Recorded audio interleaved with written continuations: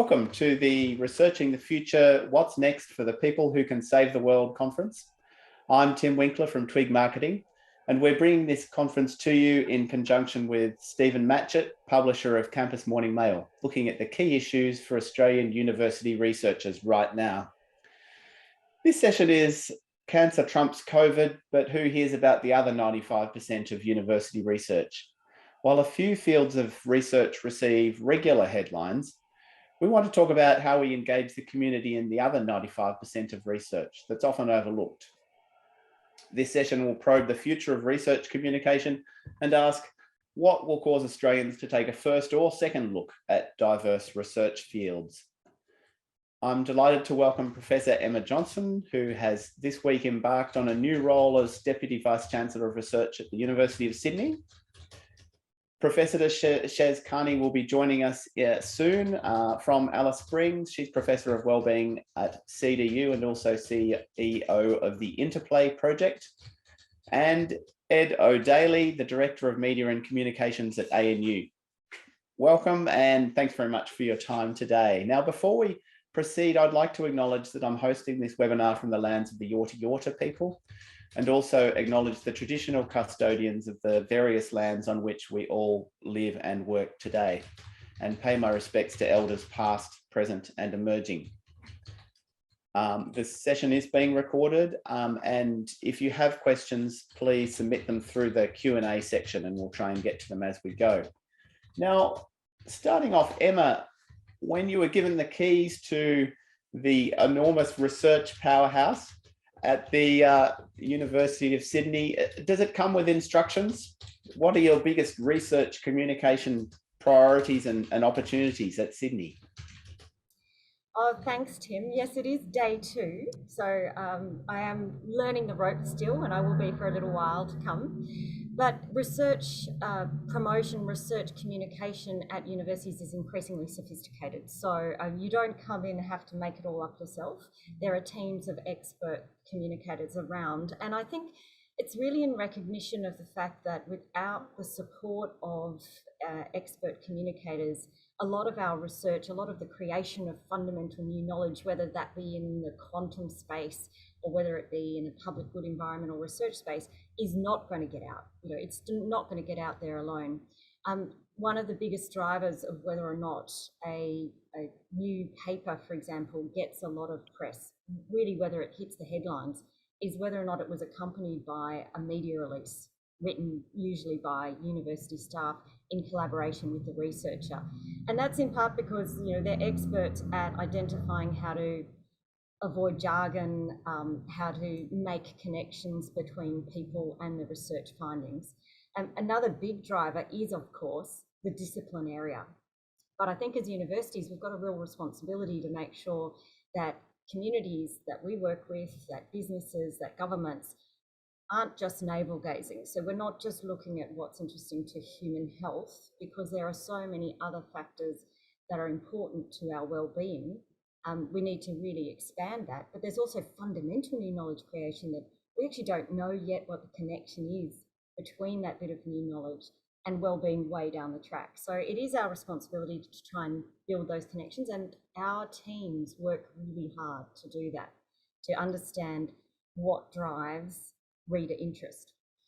One thing I could say as well is that it's not just, you know, one market or one audience, is it?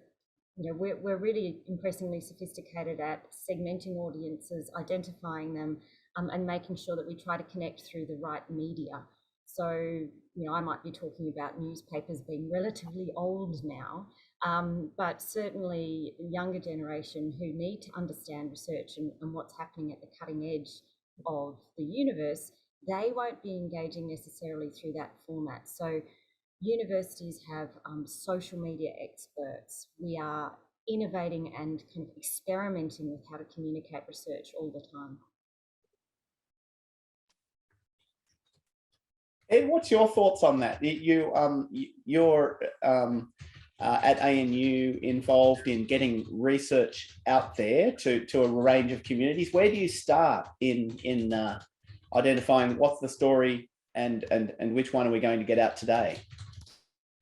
Well, I've spoken to a range of colleagues about this as well to try and gather a bit of a brains trust. And certainly from the old school media approach, we take it right back to the basics of storytelling, of news values, and whether the research we're talking about hits those news values, and then how we can make it work as a story that is easily understood. So, I mean, Emmy, your great point about the expertise in removing jargon. I always try and use phrases like discipline-specific language because that tends to keep people on side. But it's absolutely what we try and do is to try and take that simplified language and get it right down to the real basic nitty-gritty stuff. And I mean, I should say that when I first came to ANU for my second gig here, my first gig was with UTIM many years ago.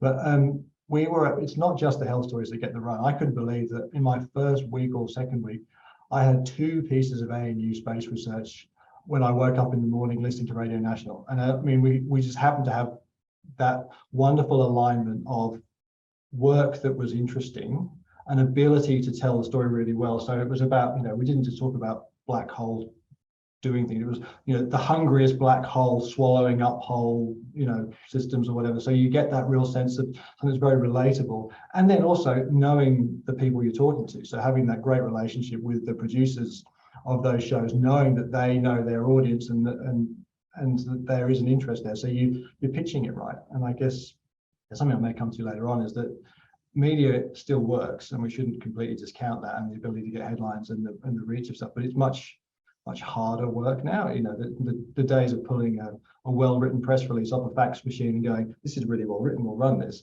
are gone. And that there's a lot of legwork that you need people to be able to do, not just being able to write that story and tell it, but also be able to have that very quick telephone pitch that they can ring up someone, know they'll take the call because of the relationship, and be able to say very simply and quickly, this is a good story because. And when you've got that gift as well, which I have to admit, when I was at the coalpage, you didn't need quite so much, is really helpful. And then, Edward, I think you're totally right here, and it's also about a generational thing. So we find that our younger researchers are actually much more engaged. They're also much more skilled in engagement. So right from the word go, and this is supported by research teams and research training, but right from the word go, they'll be collecting the sorts of information that they know will be useful in communicating the results later. So it might be an excellent visual, or it might be an animation, or something that really helps the story lift off in the modern communication age. And that's something that we need, we need widespread adoption of. It also feeds into impact stories. But finally, if they're already doing integrated research, if they're already working with a community partner or an industry partner, there's usually much greater uptake from the get-go.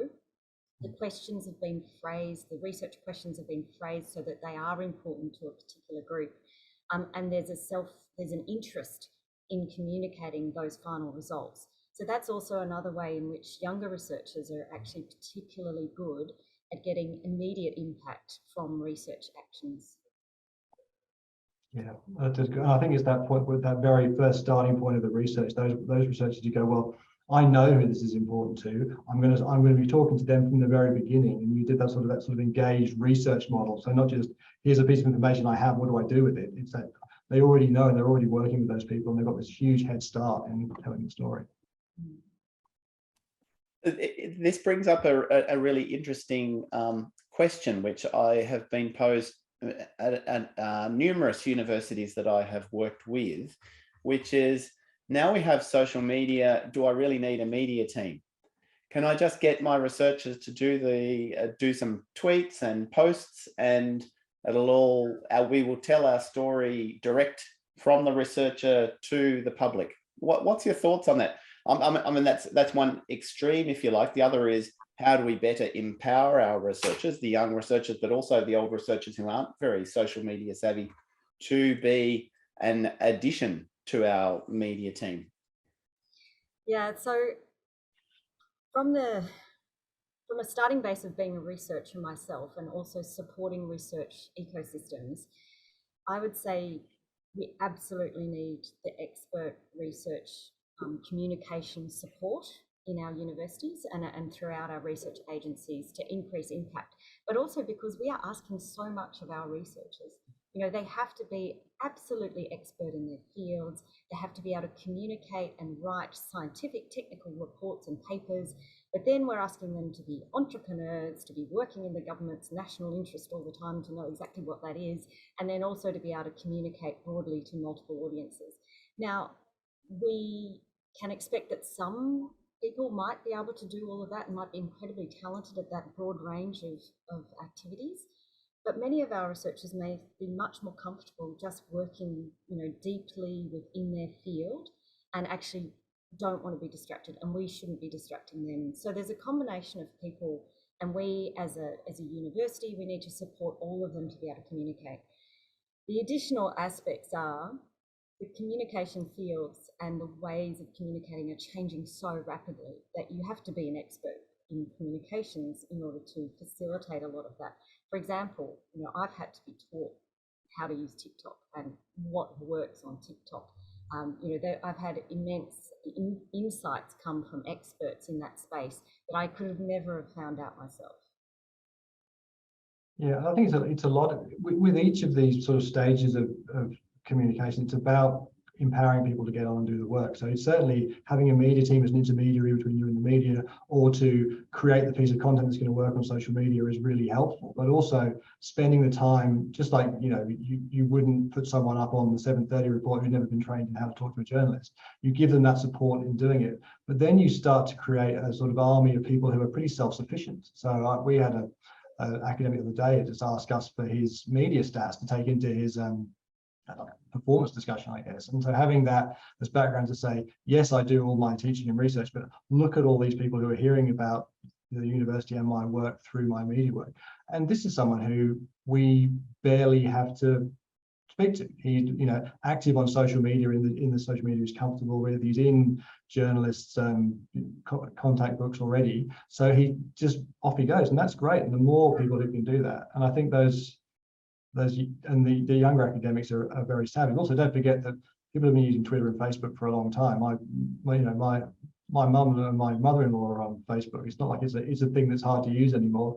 A lot of our older academics have been using Twitter since it was new, so they're all quite good at that. And certainly, you know, and then it's the younger academics actually using TikTok better than we are in our team, because they're already in there. And I think you get those younger people who definitely have that mastery of it. We had a great story the other day, and I like how it mixes really lo-fi research comms with the digital, in that we have this PhD student, and she's looking at asteroids. She knitted a jumper of because she liked knitting, of the solar system, included the Kuiper belt because that's where the asteroids come from. And so and it was just such a cool thing that she did, because she likes knitting, and she walked around with this jumper. So instantly there's that very lo-fi person-to-person stuff. But of course, someone saw the jumper from the local team, took a photograph of it, put it on social media. My team thought, this is great, put it on the main central channels of the university, because it was such a cool story.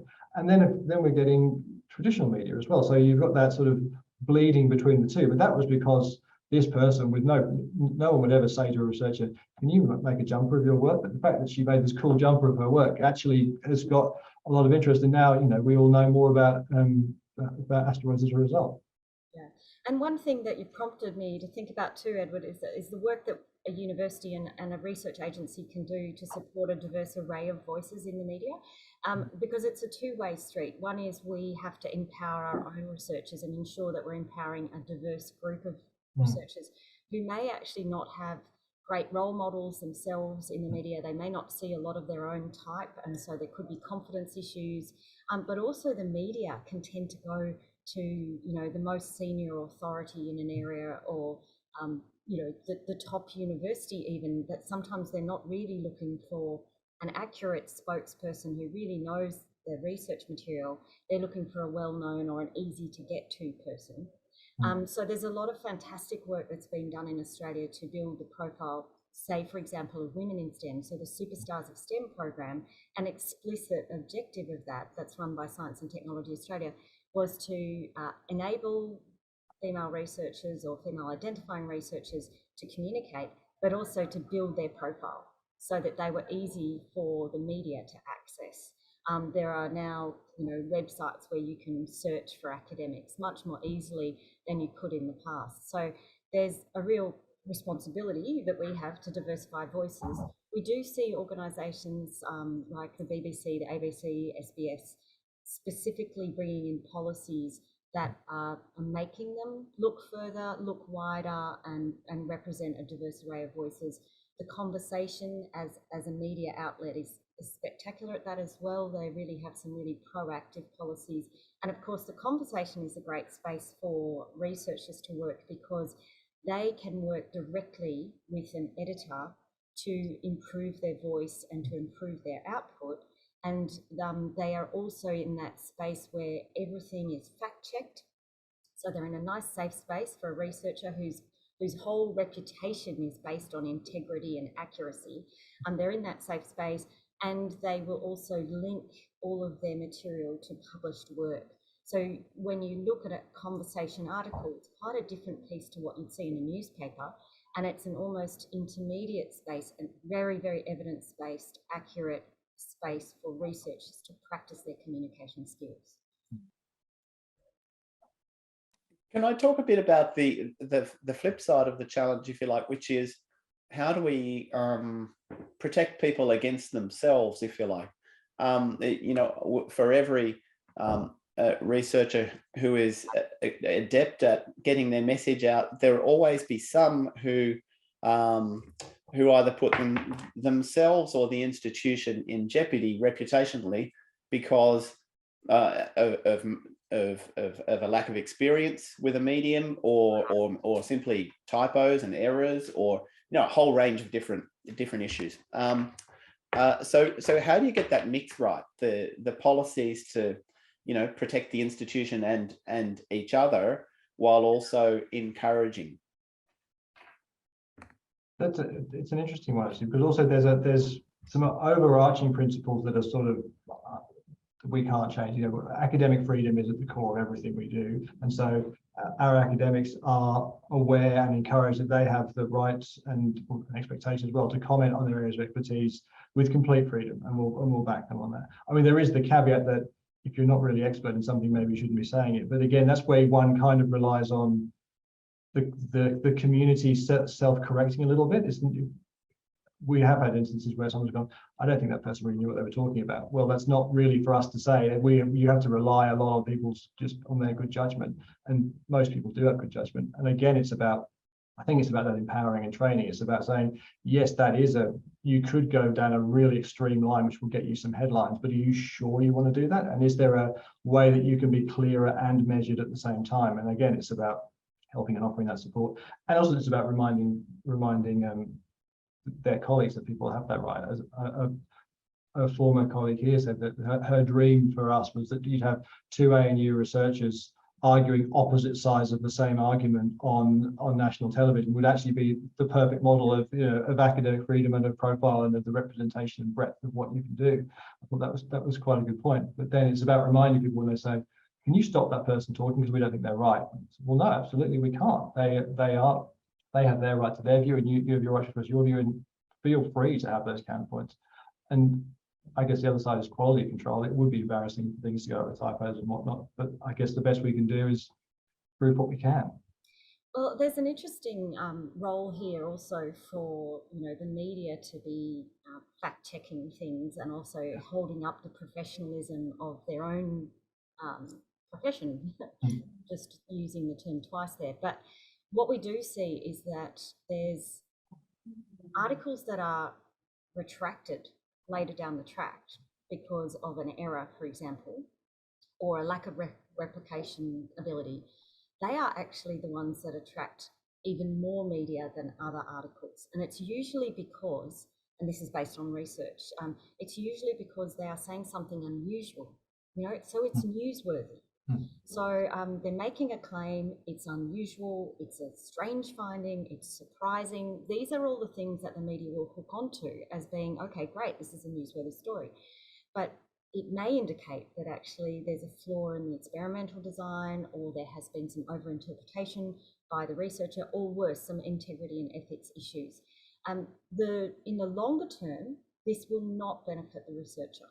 That kind of news does not lead to anything but criticism and retraction. in the short term, they may get that boost. And I think that's something where universities and research agencies can work with their researchers to embolden them to be strong about what they really, really know, and then be very careful and cautious about what they don't, but also to uphold very high standards of research ethics and integrity. And for that to be ingrained in them from the moment they step on campus as undergraduate students, around training of what is plagiarism, for example. You know, these are the sorts of things that in the end make fantastic researchers who you can trust, who are building a more reliable understanding of the world and who aren't just out there for a bit of glory, I guess. Emma, how do you balance the challenges of growing profile, growing impact, and then and growing revenue? You know, they're all key reasons why we want to get research stories out there. How do you prioritize those things? There's no right answer to it, but you know, where do you start?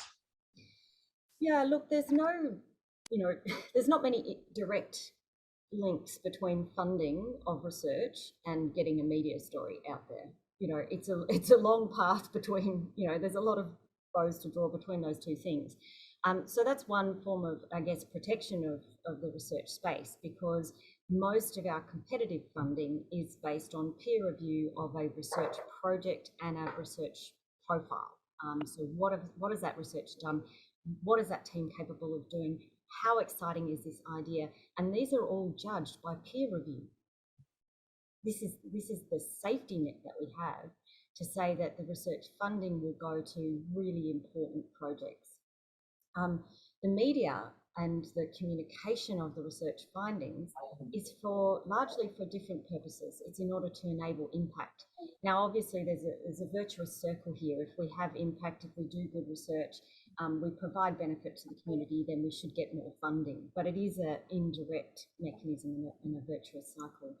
I think in relation to creating impact, it really depends on what you're trying to do and what your field of research is. I am often doing applied environmental research, so I tend to work with industry partners or with community groups or with government agencies right from the very word go. Lots of researchers are like this. In the end, you wouldn't have to do much public communication of what you'd found, because the team that you're working with already have that information and they can put it into policy and practice immediately.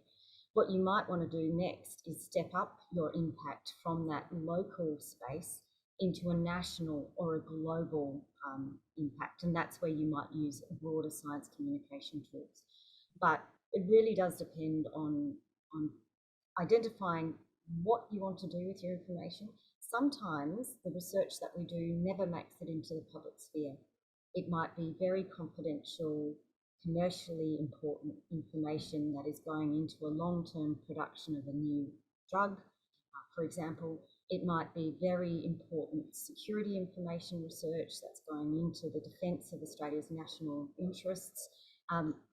Those people will have identified who the communication is to and how the information gets out, and they'll probably be working with very sophisticated teams of communication specialists in their stakeholder organisations that are helping them to carefully communicate what's coming through that research program. Yeah, I think that there's a couple of different ways of looking at it. With that sort of broad brush communication as well. I mean, you'll note that the way, for example, the conversation you mentioned, they report back on how many people got follow-up contacts from government or whatever. So certainly there is that broad media push that you could do, and you get the profile, you get the follow-up calls. We had a researcher who'd done some work that got lots of coverage around misinformation in digital media. They were then contacted by other media organisations and offered contracts to do similar work for them, because there was a clear link. This is the person who knows this stuff. We now know they know this stuff because of this broad work they've done that's got them attention. That happens across all manner of research. So that's one side of it. There's also the highly targeted engagement, I think, and that, you know, often I think, as you were saying, there's only you only need to reach the people who need to know.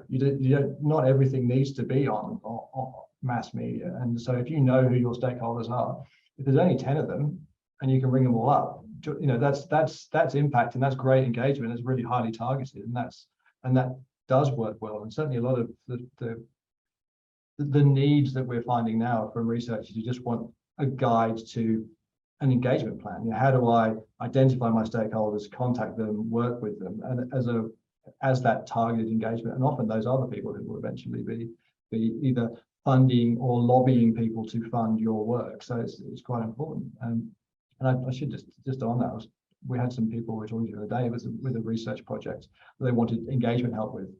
What they actually needed, we worked out, was to reach dozens to hundreds of people who would be able to use a tool based on the work they've done to actually make decisions that would change the way they run their business. And in the end, it was a highly niche piece of content. They didn't need us to make them lots of whiz-bang tools and videos and media stories. It needed to be a tool that, a bit like a mortgage calculator, you can type some information into and make business decisions and potentially change the way you do things. That needs to be, one, built by someone who knows how to build these things, and two, supplied to a quite easily identifiable group of these dozens to hundreds of people. And so that's the engagement. It doesn't need to be bigger than that. It has tons of really close, useful impact, and you're engaged with people who can genuinely use it and make decisions. And so I guess it's not always about telling the world, it's about telling those who need to know. And yeah, absolutely, I agree. And increasingly we support researchers to identify their audience and then create targeted communication tools. So it might be, for example, a policy influence paper, which is a one-pager, which has a particular characteristic. It's a design that ministers and their staff are familiar with, which government departments can understand, immediately telling a story of what the benefits and cons are of picking up a particular new bit of knowledge. And that's something that we can train our researchers to do relatively quickly. We can give them templates, for example, to be able to do that. And we can also talk to them about the timing of these things. So researchers like to get their material out, their new knowledge out as soon as possible, as soon as it gets through the peer review process, as soon as it's available publicly. They want to really communicate it. Couple of years down the track, once it's published, the context for that piece of new information might be far better in terms of its reception than it was at the time it was published. So I think one of the things that we work hard to do is to say, if you want to have a policy impact, don't forget about the research you've done maybe 5-10 years ago that hasn't had any impact yet. If there's an opportunity for it to be influential and important because the political context has changed, or the environment has changed, or the commercial situation has changed, please make sure you remember that work, bring it to us. We'll help you communicate it and help you have an impact, even though it might not be considered completely newsworthy in terms of its the immediacy. It's actually newsworthy because of the context. Emma, there's an interesting conundrum with climate information in particular. I mean, this will be very dear to your heart, I'm sure. For 30-40 years, the science has been in. Climate change is an issue. It's something that Australia should pay attention to. I remember getting IPCC stories when I was at the Age, ages, many years ago, and it was very hard to get those stories into the paper at that time. And even then, they didn't get much of a run, and they didn't have a lot of attention. Given that scientists have been raising attention to those issues for 30 years, and people are only now starting to, address them and say action is warranted. How do you deal with that lag between what science is showing and the public appetite for engagement and change? Sometimes you're just pushing a barrow that no one wants to hear about. Yeah, look, you go into a corner and cry sometimes, but it doesn't really help. There are issues in which the immediate impact is not seen as great for people, and so they can't really grab a hold of it and really care about it. So communicating future problems is a difficult thing to do. It's recognised as a very difficult thing to do, and it's recognised as one of the reasons why globally, it has taken a while for the climate science, which has, been well and truly established for many, many, many decades, to catch on with the public. However, if you really break it down, if you look at what happened in terms of policy impact, so the climate scientists would have been wanting us to change policy and practice earlier. We did actually have a lot of that policy and practice changing, but it was dependent on which political party was in power and what their preferences and values were. So that was kind of separate to the growing public awareness. Obviously, the two are interrelated, but the growing public awareness, it's been quite some time by which a majority of Australians have understood that climate change is human induced, and have cared about it and have wanted to do something about it. There's been a lag in action from other agencies. So there is, I guess you've got to separate the communication from the policy impact and the politics.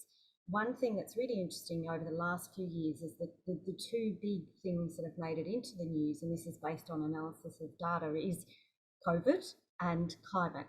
They're the two things that have dominated. In fact, over the last couple of years with the COVID related news, I get a regular report on who's the dominant voice across the university, who's getting most of the news stories. And it's predominantly been our public researchers or our health researchers either speaking about vaccine development, which was so exciting, speaking about public health measures. And it's been really rewarding because it's been a period of time in which our experts from research have been front page news. They've been headlining every article, but also every radio story. And there's been this turn towards our experts and reliance on their evidence. That's been fantastic.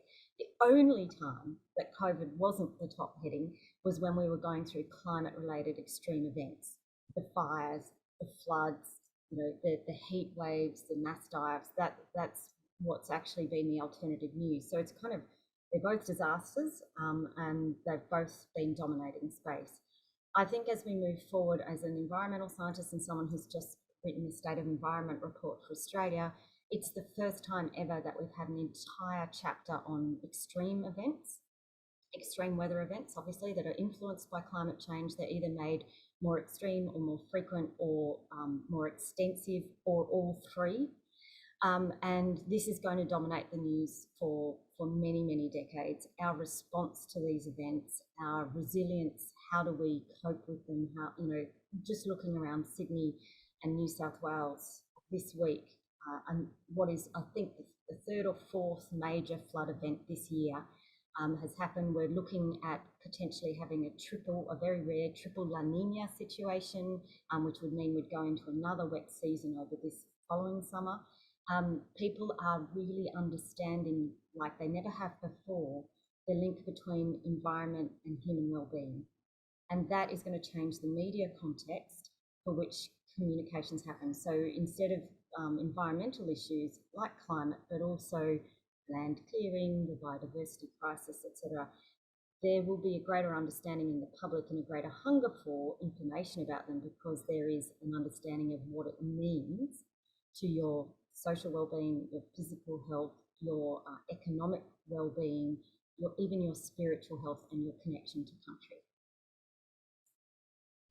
Yeah, there's a few points, Chris, there. I think that the COVID was very interesting in that suddenly the expert was valued. It wasn't, that classic British quote from the politician saying, I've had enough of experts, and this idea that could you stop going away with the experts when we can all see that the world's okay. There was I still remember Barnaby Joyce outside Parliament House in Canberra on a cold winter's day going, "What are you talking about? Global warming? It's freezing." And they were able to say that. And I guess we've actually had this period where experts are listened to, and it'll be interesting to see to what extent we can capitalize on that. How there is that, we know there's that lack of trust in institutions, and I'm speaking to universities in the US as well about this, about how they're trying to. We can step into that trust gap. That you can have the experts with no agenda just going, "I've done this work and this is what I found." I guess my hope, and it must have been enormously frustrating for those climate scientists 30 years ago, can't you see what we're telling you? Whereas now we can feel what you're telling. It's smoky, it's raining, there's no denying these things. But I think if we can find a way for universities to become, and now researchers to become, the people who are trusted to fill that gap where people are skeptical about media and they're skeptical about politicians, they're less skeptical about people who work in universities who devote their lives to understanding things. So I think that yeah, and it's interesting because a lot of researchers, and this is not my field of research, so I'm kind of gleaning things from other people here, but researchers who study communication and science communication, etc., they've used the case studies of how do we understand the ill health of smoking, and what were the drivers of that understanding. Why did it take us so long for people to stop smoking, and now they're vaping, who knows? But then there was also this situation with climate where for quite some time researchers were being told, oh, you're terrible at communicating this, you just tell us disaster stories, and no one wants to hear a disaster story, and so they turn off. But I think there's a more sophisticated understanding now of actually disaster stories work really well for some audiences. They work really poorly for others. But also, in terms of getting direct action, sometimes you do better if you tell the disaster story. But also segmenting your audience, that there is going to be 5% of that audience who are never going to believe you, no matter how much information you put forward, because it's based on an ideological set of position or a set of values that are so strong that they cannot even hear the rest of the argument or the rest of the evidence. And a lot of the advice now for researchers is to say, well, don't take that to heart, acknowledge that group exists, be respectful of their value system, but don't let it influence the way that you communicate to the other 95% and the importance that you put on that communication. Yes, it could well be that some of that communication was actually relatively effective, but to people who had no influence. That the fact that there are, as the generational change comes through, there are young people today, our students, are very clear on what's going on, and they've grown up, they've learned this, they've understood it, it makes perfect sense to them. What they can't understand is why these older people have done nothing. And now, as that generational change is happening, and there are people with more influence, potentially that comms wasn't actually as bad as we're being told it was. It was only resonating with people who couldn't do much about it. Yeah. And again, with those climate people, a lot of effort goes into helping them work with government where they can have influence. So I think it's back to that: how do we support our researchers to engage where they need to engage? And part of it is helping them with that engagement with the political class to actually say, if you don't do this, we're in serious trouble, in a way they can understand. So Ed, do you have some new approaches to, if you want to be a news maker, where do you go? How do you really focus your limited resources? Because every university media team has really limited resources given the number of potential stories you could focus on. How are you going to make the most out of those going into the future? Are you taking some new approaches there? I think a lot of what we're trying to do is get multiple bangs for the one buck in these things. So, in our area, for example, we have a digital team, we have an events team, and we have the media team.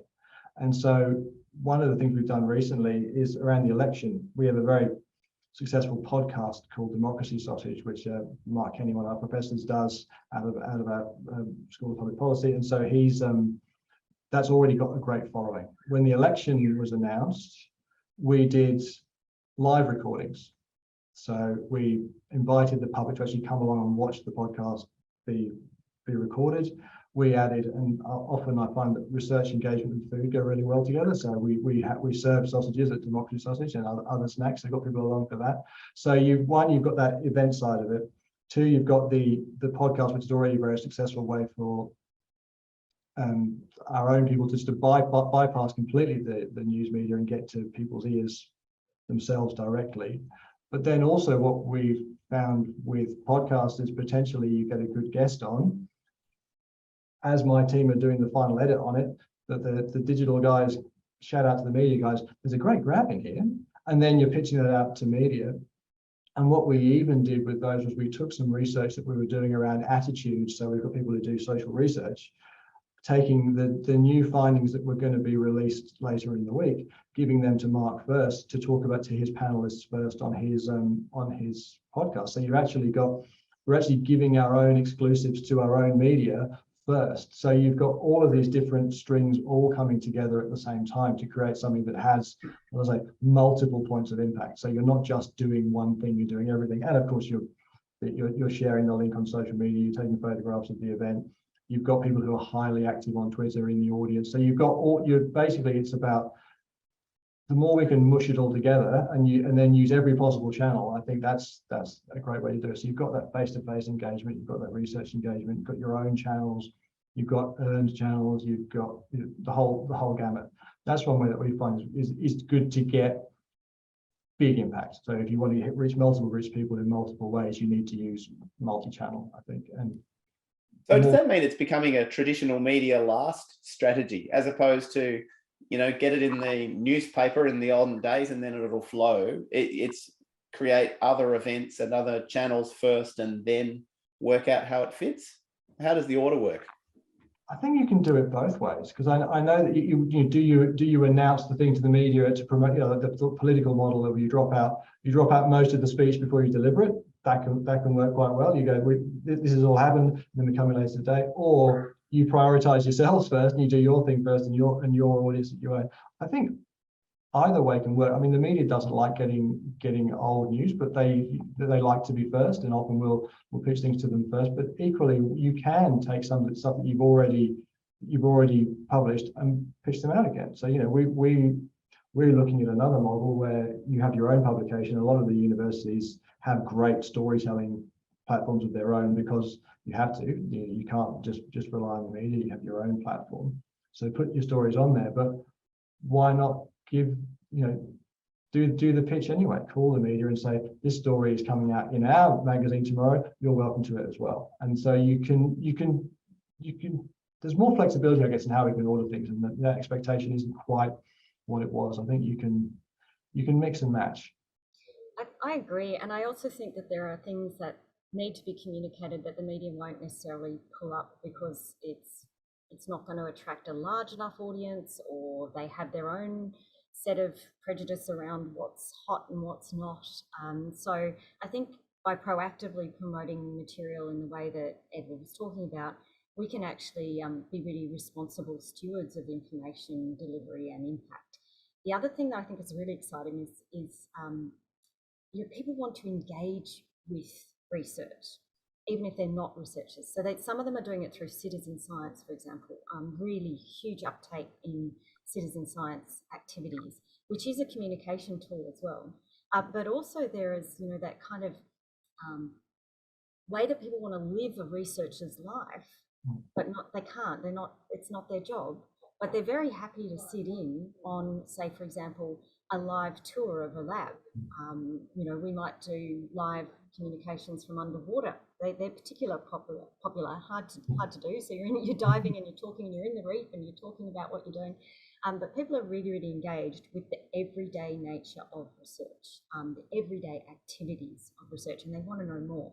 That's a really powerful thing. It might not go to massive audiences, but the audience impact and the engagement and the loyalty of that audience and how much they learn from that experience is really huge. So it's kind of a quantity versus quality trade-off in that situation.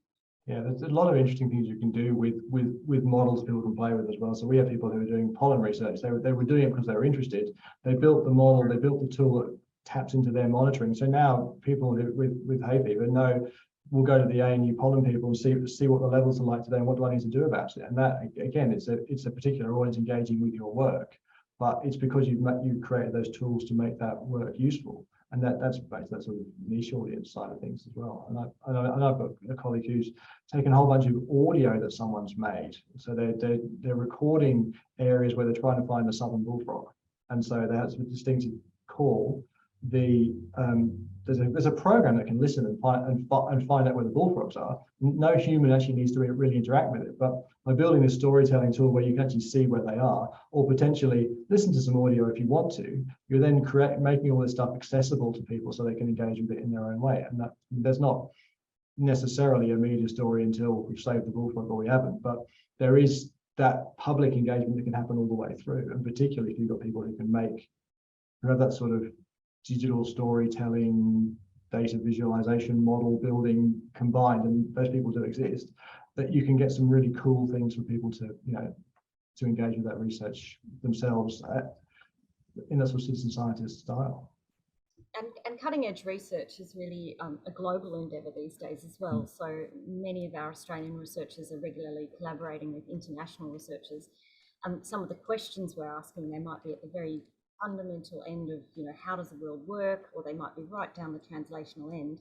But when a new bit of information comes out, whether or not it's interesting to the Australian audience, it may be interest to another context. So we have stories from University of Sydney, for example, which haven't made much of a splash in Australia, but they've taken off huge in the international areas. So, for example, if automated vehicles or a particular technology is more common in some countries and more widely used, then those stories of advances in technologies, for example, we have a researcher who's been working with radars for new ways of detecting and treating burns. We have researchers who've been working on amazing collective information technology for vehicles, so that they can see, not just what's in front of them, but what's behind, a wall. For example, if there's a passenger or a pedestrian walking behind something, they can use the collective information from multiple vehicles in order to avoid hitting that pedestrian by using AI and predicting where that pedestrian will go. Those sorts of stories, they may not have landed huge in Australia yet because there's not many of these vehicles being used, but in a country where it's very important that people understand and that the safety of the pedestrians is ensured, they'll go off. They'll absolutely go off. So there's actually really a great discrepancy in how research is accepted, really depending on the social context. What about Haas disciplines? Humanities and social science researchers often get a tougher gig in trying to sell their research to the media. There's always exceptions. There's some that are wildly popular, but overall it can be more challenging to get a balance, and especially when you're both looking at across the university context. How do you balance your resources to tell, when so many science and health stories are immediately attractive to the media? How do you get your balance right so you've got your resources also focusing on Haas? Yeah, really good question. Again, it's partly training, but actually there's no inherent reason why Haas stories shouldn't be as interesting. In fact, many of them are far more interesting than a remote, how does this particular atom work on a quantum spin? They're really hard to digest. Whereas you might have much more immediate human stories coming out of Haas disciplines. So part of it is culture and encouragement and training of our academics and our researchers in order to engage there. But part of it is also that expert work that we started at the beginning of our media teams, identifying the hook and the relevance and the appropriate audience to engage with.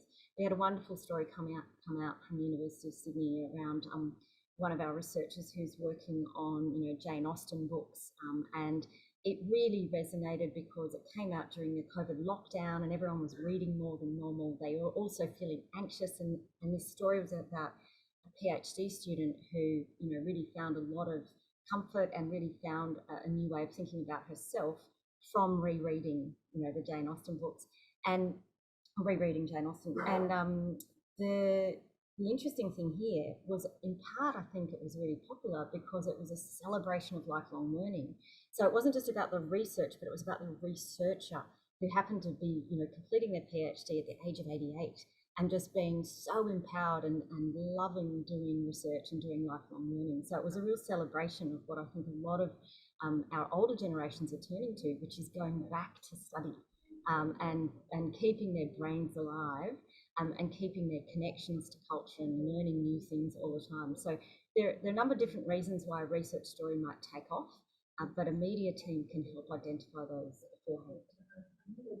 Yeah, and I don't think Haas necessarily gets to the thin end of the wedge with all this stuff. I mean, certainly in things like political commentary and reflecting on society, there is still an appetite for what do the people who are researching this think. We can get experts up on all of these sorts of things. And even in the COVID space, yes, when we pushed out to the media, these are our experts, certainly the epidemiologists were the stars, but there was plenty of support from people who were talking about the economic and social and financial implications of these sorts of things as well. So there is, you're not completely shut out. And our biggest story of the year at ANU often is from a National Dictionary Centre, a bunch of people who their specialty is words and putting dictionaries together. Every year they come up with the word of the year. Every year it goes global. And so it's not impossible to get lots of media for things that aren't scientific breakthroughs. And often the skill's actually not that dissimilar. So it's still ask the questions, find out what the innovation is, what the new thing is, what the hook is, tell the story well, and it can do just as well. You know, so I think that it's not necessarily that they don't get the coverage. That, you know, you get a good story, you get a good story. And really, when you think about the global challenges that we're facing, you know, they do require multidisciplinary or transdisciplinary teams of researchers. So often there is not that clear divide between that. We often use the Hass and Sten, but it's really quite blurry. People are working in the in-between spaces. They're working together collaboratively. And so the stories that have a lot of impact have actually been research projects that have had multiple disciplines working on them already. We might get the spin from one particular angle, from a STEM angle or a Hass angle, but it's the team that are working on the solution to that particular problem that will actually eventually provide the national benefit. Yeah, there's a story or piece of research that is sort of engagement is built into it that I couldn't even tell you what discipline it is. So it's a piece of work around some academics at ANU and other universities have been involved with around taking Adam Goode's data from when he was a sportsman and working out how do you exercise the sovereignty over that data and then return that data to country. So there's a social element to it. There's also an artistic element to it. And what they created was this wonderful visual model of Adam's movement through his career. And then there was a communications tool along with it. There's an art exhibition that goes with it. There's all these multiple different levels of it. So, and you need all of those different sets of skills in order to understand the problem, solve it, and also communicate it and explain it. And I've spoken to colleagues involved, and I can't really tell you where the research ends and the engagement begins, where the scientific and data part ends and the art begins, because it's just so much a melded together piece of work. And it's wonderful on every level. It's no one's ever thought about how you take modern data and country and put them together. It's not been done. And equally, then you've got this great art, you've got this great engagement, you've got these great topics to talk about. So it's a hugely sort of overlapping piece of work. Well, and of course, universities are where the new disciplines often are created. So, you never know whether or not you're actually in a brand new discipline that just hasn't had its label applied yet, because we're always at the cutting edge and we're also bringing researchers together. And that's one of the really important things that a research office can do as well. Now, you've both been very polite about all those people who complain about their lack of coverage daily, but I've got a thorny question for you now: measurement. Now, at the end of the day, research communication needs to be measured. In many universities, it's measured still by number of media hits. We've talked about the diversity of audiences, the range of ways we can effectively reach them. How, at the end of the day, you're going to capture that and report it for the future? Yeah, look, it's really important to understand that as a university, we're not going to use a single measure of impact for our research, because we have such a diverse array of research programs and their objectives are different. So I'm a bit like when you talk about rankings, you're not going to choose just one particular ranking because they measure different things, and we're not always trying to aim for just one outcome. So, for example, when researchers are increasingly describing the way that they're communicating and the impact that they're having when they go for promotion, for example, and it's something that universities are generally encouraging researchers to do. But by no means is it the only way that you would get promoted if you are just communicating your research and not doing much else. You need to be publishing in the peer-reviewed literature. You need to be working hard to translate that into educational material that trains the next generation of researchers, for example. So it's a way of just saying that we have lots of different metrics.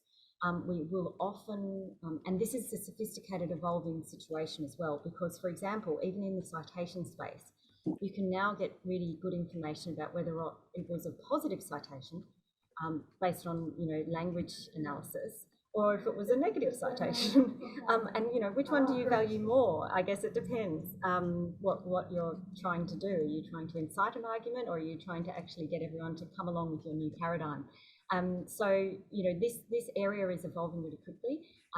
Academics, some of our academics are really at the forefront of analysing and understanding these metrics and citation metrics as well as communication metrics.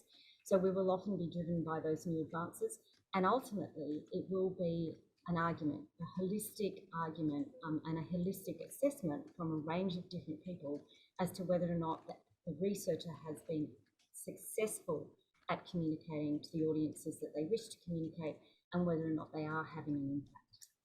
And if they are, then that will be seen as something very, very favourable.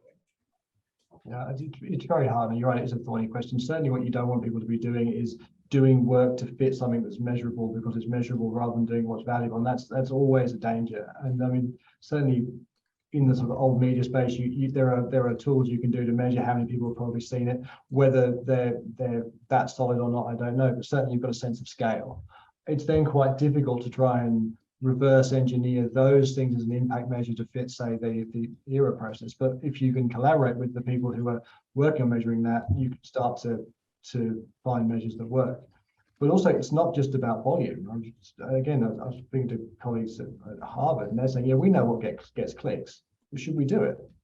Where should we use our voice? And I think that's the other important thing. It's not just about those big numbers. Big numbers are great and they're impressive, but if you're aiming for those 9 or 10 people who really need to know and you hit them, job done. I think so. It's almost about building the measures in at the start and going, success actually looks like this. It's if we can get millions of viewers on international media, that's wonderful. But ultimately, if there are a small target group of people who you need to tell something and you tell them that, then I think you've made the difference. And so how does that translate for you, Ed, into your annual reporting for your team? It must be much harder than it was 20 years ago when it was basically how many headlines do you get, or something relatively simple. We need much more sophisticated reporting now. We do, and some of it is almost impossible. You've got to do it just based on what you do know. So certainly we do, again, we build in measures around media because we can. We build measures around views because we can. But there's also an element of value too. I mean, universities should do public events, for example, but they're great. People come to your campus, they feel that the university is accessible to them. They hear directly from the researcher in person, that live music experience sort of thing almost. We get hundreds of people in a room, and thousands of people will watch it afterwards on YouTube.